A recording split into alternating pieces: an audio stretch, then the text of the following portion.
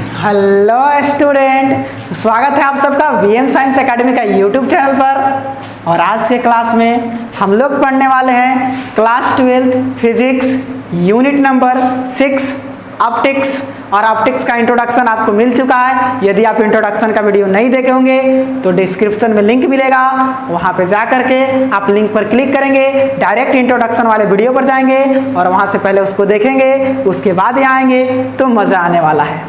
तो class start करने से पहले my name is Munna Kumar और यह है आपका छोटा सा खूबसूरत सा क्यूट सा YouTube channel VM science academy.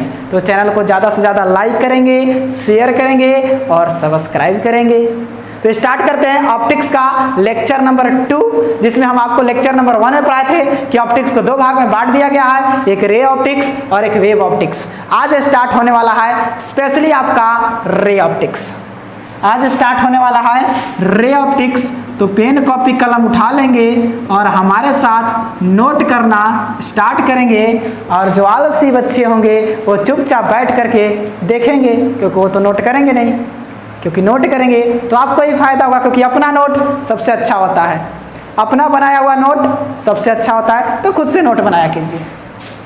तो बात करें रे ऑप्टिक्स का, तो रे ऑप्टिक्स में हम लोग देखे थे कि क्या होता है कि जो डायमेंशन ऑफ ऑब्जेक्ट होता है बहुत बड़ा होता है और जो लाइट का वेवलेंथ होता है बहुत कम होता है। तो जब छोटा वेवलेंथ वाला लाइट बड़े डायमेंशन वाले ऑब्जेक्ट पर पड़ता है तो यहाँ से जो फिनोमिना निकलता है बाबू, वही रे ऑप्टिक्स का है, जिसमें आपको सबसे पहला फिनोमिना निकल के आता है रिफ्लेक्शन ऑफ लाइट। तो टॉपिक लगा दो। सबसे पहला टॉपिक इसमें लगने वाला है रिफ्लेक्शन ऑफ लाइट, प्रकाश का परावर्तन। और सब लोग इसको 10th क्लास में खूब पढ़े होंगे, प्रकाश का परावर्तन। तो ज़्यादा इसमें टाइम लेंगे नहीं, क्योंकि सब लोग पढ़े हैं, तो सटासट इसको कर लेते हैं। इसमें होता क्या है, तो एक प्लेन सतह लिया गया, एक ग्लास का सतह प्लेन सतह ले लिए और क्या किए, नीचे से इसको धर के पेंट कर दिए, नीचे से इसको क्या कर दिए, पेंट कर दिए। ग्लास का सतह था, ग्लास का सरफेस है और नीचे से क्या किए, इसको हम पेंट कर दिए। नीचे से क्या कर दिया गया, पेंट कर दिया गया। अब क्या किया कि इस पर एक पॉइंट लिए और इस पॉइंट पर क्या किए, एक लाइट रेज को इधर से खचाक से निकाल आए। ये इधर से एक लाइट रेज यहाँ आया। अगर कोई लाइट रेज किसी भी सरफेस पर आता है या किसी पॉइंट पर आता है तो बाबू याद रखेंगे उसको बोलते हैं इंसिडेंट रेज, उसको बोलते हैं इंसिडेंट रे, आपतित किरण। इसको क्या बोलते हैं, आपतित किरण। अब होता क्या है कि जैसे ही लाइट यहाँ आया है, ये लाइट यहाँ आया तो इसके साथ एक नॉर्मल खींच कर देखो, ये हमने एक नॉर्मल खींचा। नॉर्मल बोले तो अभिलंब, ये अभिलंब खींचे इस सरफेस के साथ। सरफेस के साथ नॉर्मल कितने डिग्री पर रहेगा, 90 डिग्री पर।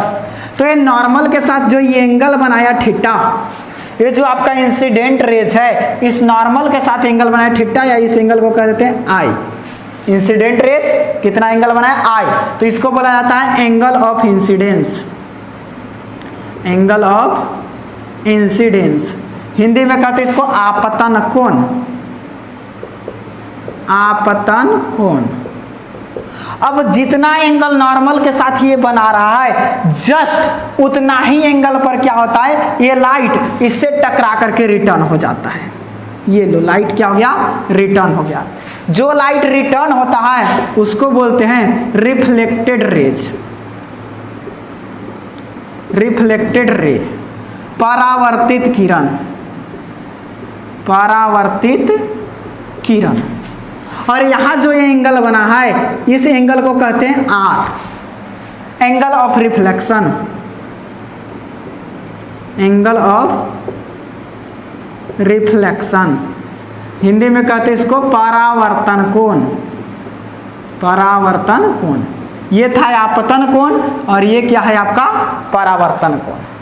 तो जितना एंगल पर ये नॉर्मल के साथ आता है उतना ही एंगल पर क्या होता है, रिटर्न हो जाता है। मतलब आपतन कोण और परावर्तन कोण क्या होता है, बराबर। तो आप कह सकते हैं एक ही लाइन में इसको कि अगर कोई लाइट रेज अगर कोई लाइट रेज, कोई प्रकाश किरण किसी सतह से टकराने के बाद पुनः उसी मीडियम में लौट जाता है, जिधर से आया उसी मीडियम में क्या हो गया, लौट गया, तो इस फिनोमिना को कहते हैं रिफ्लेक्शन ऑफ लाइट। आप कह सकते हैं कि when a light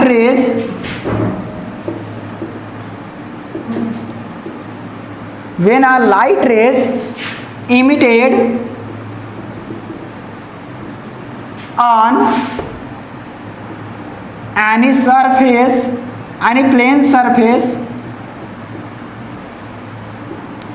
and return same medium, then that is called reflection of light. तो इसे ही क्या कहते हैं, रिफ्लेक्शन ऑफ लाइट। अगर कोई प्रकाश किरण या जब कोई प्रकाश किरण किसी समतल सतह से टकराने के बाद उसी माध्यम में लौट जाता है, एक प्रकाश किरण आया, टकरा और उसी माध्यम में क्या हो गया, लौट गया, तो इसको क्या कहते हैं, प्रकाश का परावर्तन। हिंदी में लिख लेंगे, जब कोई प्रकाश किरण किसी समतल सतह से टकराने के बाद पुनः उसी माध्यम में लौट जाता है तो इसे प्रकाश का परावर्तन कहते हैं, इसे प्रकाश का परावर्तन कहते हैं। बाकी कुछ ज्यादा चीजें नहीं, इसके लिए कुछ लॉ बने हैं, कुछ नियम बने थे। जैसे फर्स्ट लॉ बना इसके लिए कि जो एंगल ऑफ इंसिडेंस होगा वही एंगल ऑफ रिफ्लेक्शन होगा, मतलब जितना एंगल पर नॉर्मल के साथ ही आएगा, नॉर्मल के साथ उतना ही एंगल पर जाएगा। तो पहला लॉ था कि angle of incidence equal to angle of, निकाल सकते हैं angle I equal to angle R, ये पहला लॉ था। दूसरा लॉ क्या था कि दूसरा लॉ था, देखो ये ध्यान से देखो, ये आपका इमिटेड रेज हुआ या इंसिडेंट रेज हुआ, ये आपका क्या हुआ, रिफ्लेक्टेड रेज हुआ, और ये आपका क्या हुआ, नॉर्मल हुआ। तीनों को ध्यान से देखो तो तीनों एक ही सतह में, अगर एक हम सतह इस तरह का बनाए, यहाँ से एक प्लेन बनाए इस तरह का, जैसे देखो बात करें, ये आपका एक कॉपी है, इसका एक ही सतह दिख रहा है, यहाँ के क्या हुआ कि यहाँ से एक मिरर लगाए, यहाँ से एक हम मिरर सेट किए और यहाँ से एक लाइट को ऐसे लेके झुम खच्चाक, यहाँ से टक्कर के रिटर्न है ऐसे, और यहाँ से नॉर्मल डाले ऐसे। देखो ये नॉर्मल, ये इंसिडेंट रेज, और ये क्या हुआ आपका रिफ्लेक्टेड रेज। ध्यान से देखो, ये आपका इंसिडेंट रेज, ये रिफ्लेक्टेड रेज, ये बीच में नॉर्मल, तीनों तो इसी सतह में, तीनों इसी प्लेन में है। यानी कि आपका जो इंसिडेंट रेज होता है, रिफ्लेक्टेड रेज होता है और नॉर्मल होता है, तीनों क्या होता है, एक ही प्लेन में होता है। तो ये भी कहा जाता है कि इंसिडेंट रेज,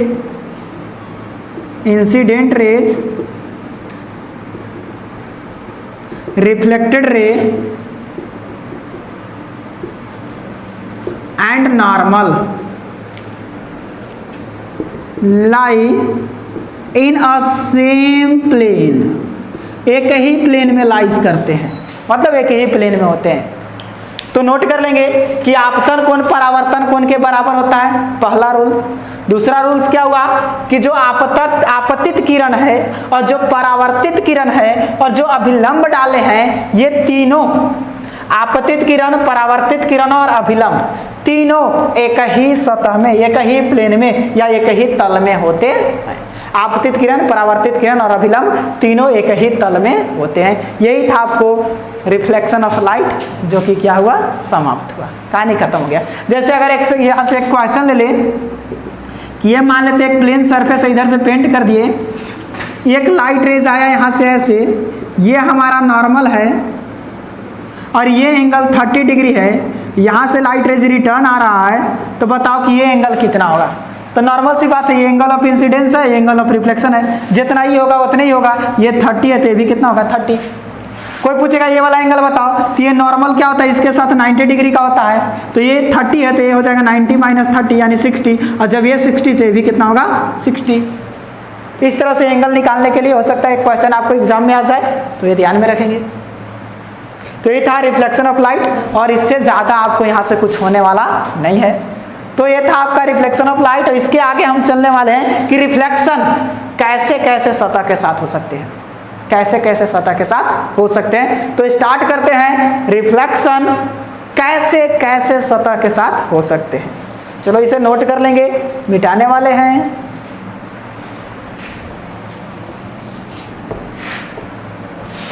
तो देखते हैं कि रिफ्लेक्शन कहाँ कहाँ से होता है और हमें पढ़ना क्या है। देखो बाबू, रिफ्लेक्शन होगा कब? रिफ्लेक्शन बोले तो परावर्तन होगा कब? परावर्तन होगा कब? जब कोई एक सतह मिलेगा जहां से लाइट टकर के वापस आएगा। लाइट टकर के क्या होगा? वापस आएगा। और लाइट टकर के वापस आएगा कब? जब लाइट पार नहीं होगा तब। पार हो जाएगा तो रिटर्न कहां से आएगा? तो एक सतह को क्या करना होगा? आपको पेंट कर देना होगा। कोई ग्लास है, शीशा है, और एक सतह को क्या कर दिए? पेंट कर दिया। अरे घर में अपना सुंदर सुंदर थोबड़ा देखने के लिए ऐनक रखते हो, उस पर लाइट डालो, रिटर्न होगा। वही तो परावर्तन है। धूप में क्या करते हो? बूढ़ा आदमी खड़ा हो जाता कहीं रहता है और तुम परेशान करने के लिए क्या करते हो? लाइट को उसकी आंखों पर डालते रहता है। तो यही तो रिफ्लेक्शन ऑफ लाइट है। रोज अपने घर में करते हो, रोज कहीं ना कहीं लाइट ऐनक से भेजते हो इधर उधर, वही रिफ्लेक्शन ऑफ लाइट है। तो लाइट का रिफ्लेक्शन दिखाने के लिए आपको मिरर की आवश्यकता पड़ेगी। मिरर की आवश्यकता पड़ेगी, है कि नहीं? तो रिफ्लेक्शन को दिखाने के लिए आपको चाहिए मिरर। और याद रखेंगे जो रिफ्लेक्शन होता है वो कैसा भी मिरर से हो सकता है। तो आपको दो तरह का मिरर से रिफ्लेक्शन दिखाना है। पहला प्लेन मिरर से और दूसरा स्फेरिकल मिरर से। ये दो तरह के मिरर से, एक समतल दर्पण और दूसरा आपका है गोलीय दर्पण। ये दो तरह के मिरर से आपको क्या करना है? रिफ्लेक्शन को दिखाना है। और आपके सिलेबस में दोनों दिया हुआ है। तो सबसे पहले प्लेन मिरर से रिफ्लेक्शन को देखेंगे, उसके बाद हम लोग स्फेरिकल मिरर से रिफ्लेक्शन को देखेंगे। तो दोनों से रिफ्लेक्शन से देखने वाले हैं, पहले गोलीय दर्पण से, उसके बाद समतल दर्पण से। तो स्टार्ट करते हैं प्लेन मिरर से। देखिए, तो स्टार्ट करते हैं reflection by plane mirror. Topic लगाओ,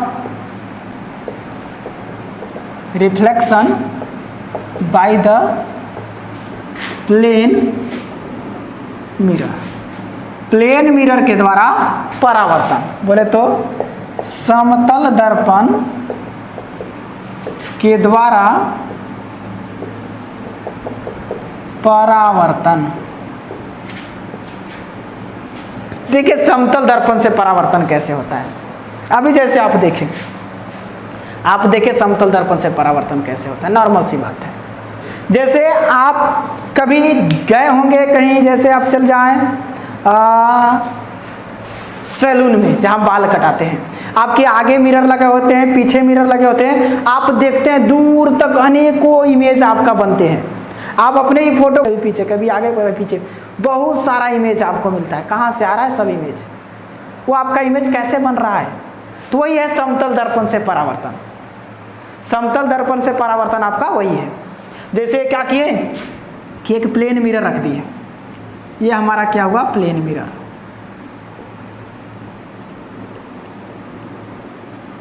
ये हमारा क्या हुआ? Plane mirror. और यहाँ पे मान लेते हैं हमारा एक ऑब्जेक्ट है। यहाँ पे हमारा एक ऑब्जेक्ट है और यहाँ से क्या हुआ कि एक लाइट रेज गया इस पर, इस प्लेन मिरर पर। ये ऑब्जेक्ट है, यहाँ से एक लाइट रेज गया ऐसे। अब जब लाइट रेज टकरेगा यहाँ ऐसे, तो ये लाइट रेज क्या हो जाएगा? यहाँ से इधर चलेगा। तो अगर यहाँ से कोई आदमी इस लाइट रेज को देखे, यहाँ आपका आँख है, यहाँ से यदि इसको देखेगा तो उसको थोड़े पता चल रहा है कि लाइट कहाँ से जा रहा है। आप ऐसे ऐनक को, ऐसे लाइट को घुमाते हैं तो आपको यही दिखाई देता है कि ऐनक से लाइट निकल रहा है। लाइट उस पर कहाँ से आ रहा है कोई पता नहीं है। और सब कोई जानता है सूरज से लाइट आ रहा है, तो सर लाइट कैसे आ रहा है वो आपको दिख रहा है? नहीं दिख रहा है। लेकिन जो आईना से लाइट निकल रहा है, जो मिरर से लाइट निकल रहा है, वो आपको दिख रहा है। ऐसा लगता है कि ऐनक के अंदर से लाइट निकल रहा है। तो ये लाइट जो ऐसे निकला, आपको ऐसा फील होगा कि ये लाइट इधर से आ रहा था। आपको ऐसा फील होगा कि ये लाइट मिरर के अंदर से आ रहा है, इधर से आँख को ऐसा लगता है कि ऐनक के अंदर से लाइट आ रहा है। उसको क्या पता है? अरे जिस समय आपको परावर्तन का या इंसान को परावर्तन का नॉलेज नहीं होगा, उस समय ऐनक से लाइट को ऐसे देखा होगा। शुरू समय जब आदिमान होगा उस समय तो यही ना सोचता होगा कि अरे ऐनक से लाइट निकलता है। उस समय क्या सोचा होगा? अब जिसको पता चल गया है तब ना कि हाँ लाइट जाता है, वही टकर के वापस आता है। जिस दिन नहीं पता होगा उस दिन अरे ऐनक से लाइट निकलता है, रातों में निकलता होगा। कहाँ से निकलेगा? रात में थोड़े नहीं निकलता होगा। लेकिन उस समय के आदमी निकालते जरूर होंगे। नहीं निकला होगा तो बाद में पता चला अरे भैया जब इस पर लाइट पड़ेगा तब निकलेगा। तो लाइट ऐसा लगता है कि अंदर से आ रहा है। एक और लाइट रेज को यहाँ से लो और यहाँ पे डालो, यहाँ से भी लाइट रेज क्या होगा? इधर रिटर्न हो जाएगा। तो आंख को क्या लगेगा कि लाइट रेज इधर से आया है कि नहीं? तो ये लाइट रेज जहाँ पे कटते हैं बाबू, ये लाइट रेज जहाँ पे कटते हैं वही आपका इमेज बनता है। अगर यहाँ पे कोई वस्तु है तो इमेज कहाँ बनेगा? यहाँ पे। और याद रखना जो डिस्टेंस ये होता है वही डिस्टेंस ये होता है। ये जो परपेंडिकुलर डिस्टेंस इसका है वही परपेंडिकुलर डिस्टेंस इसका होता है। अब ये सर आपका तो नज़दीक हो गया। सर हमारा फ्री हैंड स्केचिंग है, नज़दीक हो गया। इसको थोड़ा सा हम ऐसे कर देते हैं। ये लाइट रेज आया और यहाँ से क्या हो गया? ये इधर से हमको आते हुए दिखाई दिया, इधर जाते हुए दिखाई दिया। ये लाइट रेज आया, इधर से आते हुए दिखाई दिया, ऐसे यहाँ पे मिला। जो डिस्टेंस ये होगा वही डिस्टेंस ये होगा, यहाँ पे इमेज बन गया। तो जितना दूर इधर उतना ही दूर इधर। यानी कि समतल दर्पण से जो हमारा प्रतिबिंब बनता है वो देखिए इधर बना है। और इधर आंख को ऐसा फील हुआ कि इधर से लाइट आया था। इधर लाइट रहेगा कहाँ? इधर से मिरर तो पेंट किया हुआ है, इधर तो हमने पेंट कर दिया था, तो इधर कहाँ से लाइट आएगा? तो आंख को ऐसा फील होता है, ऐसा आभास करता है, ऐसा कल्पना करता है आँख कि अंदर से लाइट आ रहा होगा और इमेज को यहाँ बना दिया।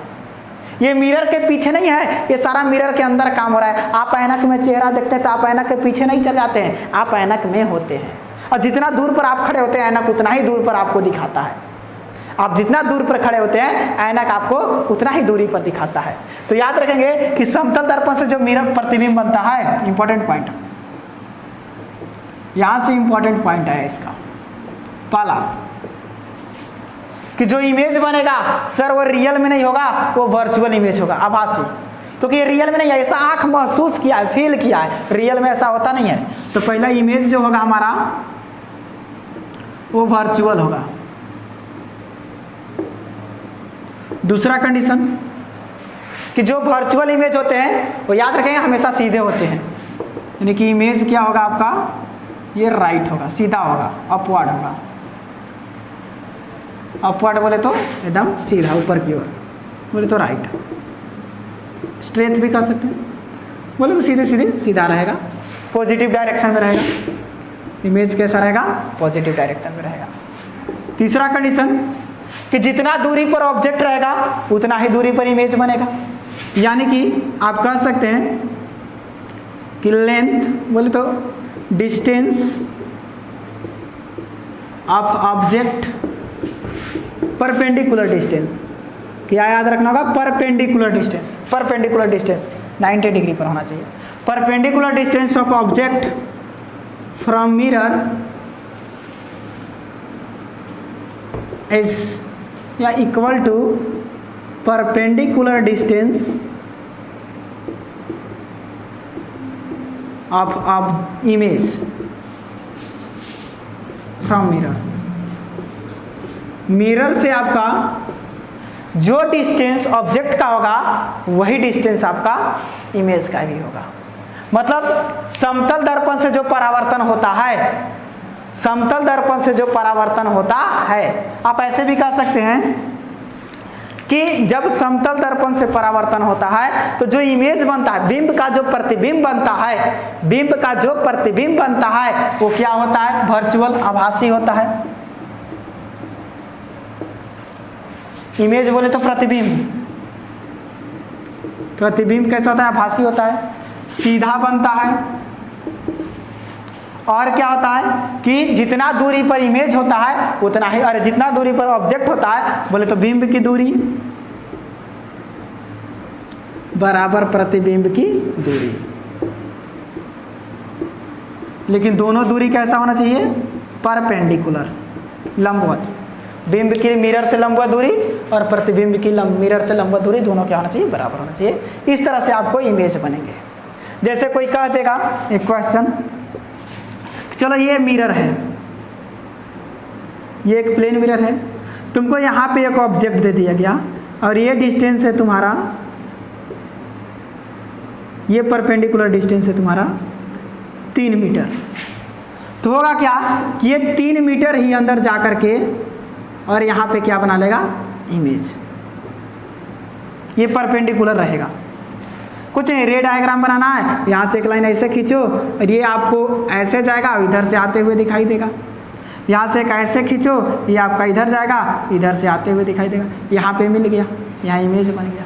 बस ये एकदम यही रे डायग्राम है, यही परावर्तन है। किससे, प्लेन मिरर से। और भी आपसे क्वेश्चन कोई कर सकते हैं। एक क्वेश्चन है कि इस तरह से मिरर को रख दिया गया और यहाँ पे एक ऑब्जेक्ट दे दिया गया। अब बोलेगा कि इमेज कहाँ बनेगा, तो आप ऐसे मत खींचना ना, यहाँ से परपेंडिकुलर लाइन लो। ये भी परपेंडिकुलर नहीं हुआ, ये 90 डिग्री पर। ये देख लो, ये मान लो x सेंटीमीटर है, ये कितना सेंटीमीटर है, x सेंटीमीटर। तो परपेंडिकुलर इधर भी ले लो x सेंटीमीटर। यहाँ पे तुम्हारा बन गया इमेज। रे डायग्राम बनाना है, एक खचाक से ऐसे मारो, ऐसे ले जाओ, यहाँ से लेके जाओ ना, यहीं से आएगा ये ऐसे। इधर से आते हुए आपको फील होगा। हम पहले उधर से ले आते हैं, यहाँ से एक यहाँ डालो, यहाँ से आते हुए आपको क्या होगा, फील होगा। ये आपका इमेज बन गया, ये इसका डायग्राम बन गया। तो एकदम आसान होता है आपको प्लेन मिरर से रे डायग्राम खींचना, प्लेन मिरर से परावर्तन करना। जितना दूरी पर ये होगा उतना ही दूरी पर उधर बनेगा इमेज, जितना दूरी पर बिंब होगा उतने दूरी पर प्रतिबिंब होगा। लेकिन कैसा डिस्टेंस, परपेंडिकुलर डिस्टेंस, लंबवत डिस्टेंस होना चाहिए, है कि नहीं। तो इस तरह से जल्दी से इसे नोट करेंगे। और भी कुछ क्वेश्चन दिखाने वाले हैं। 1 2 3 नोट, खत्म। आइए और दिखाते हैं।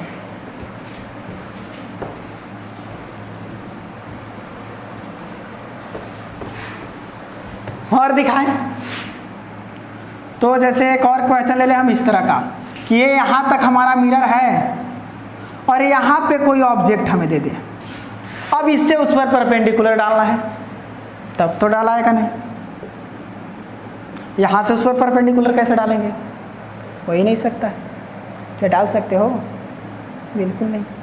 तो क्या करो, इसको फील कर लो कि ये इस तरह का है, नीचे तक, इसको नीचे तक फील करो और यहाँ से परपेंडिकुलर डालो। ये मानो 1 सेंटीमीटर, ये क्या मान लो x सेंटीमीटर। तो उधर भी कितना चल जाओ तुम, x सेंटीमीटर परपेंडिकुलर। ये बन गया इमेज। अब इसका रे डायग्राम बनाओ। ये तुम्हारा यहाँ से यहाँ तक मिरर था, यहाँ से एक लाइट रे जैसे डालो, ये तुमको यहाँ से आते हुए दिखाई देगा, ये तुमको यहाँ से आते हुए दिखाई देगा। फिर एक लाइट रेज और डालो और ये भी तुमको यहीं से आते हुए दिखाई देगा। ये बन गया रे डायग्राम इसका, यहाँ पे मिल गया, इमेज बन गया। तो ये जितना डिस्टेंस इधर ट्रैवल करेगा उतना ही डिस्टेंस इधर ट्रैवल करेगा। ये फील करने के लिए ऐसा लगा दो परपेंडिकुलर। तो ये बहुत ही आसान हो गया। कोई कहेगा कि एक प्लेन मिरर है, find the distance of image from the mirror from the plane mirror when a object is 15 meter perpendicular to the mirror। एक मिरर से क्या है, परपेंडिकुलर 15 मीटर पर ऑब्जेक्ट है, तो इमेज कहाँ जाएगा। तो बाबू इमेज का भी जो डिस्टेंस होगा वो 15 मीटर ही होगा from plane mirror.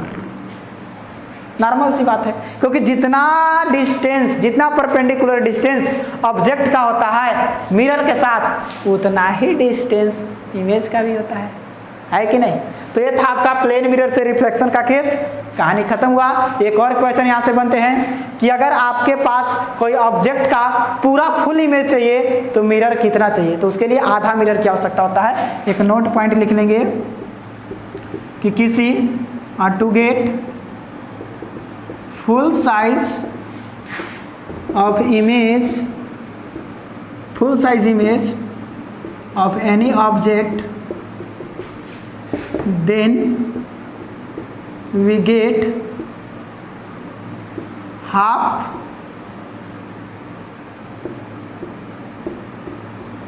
part of या half, then we get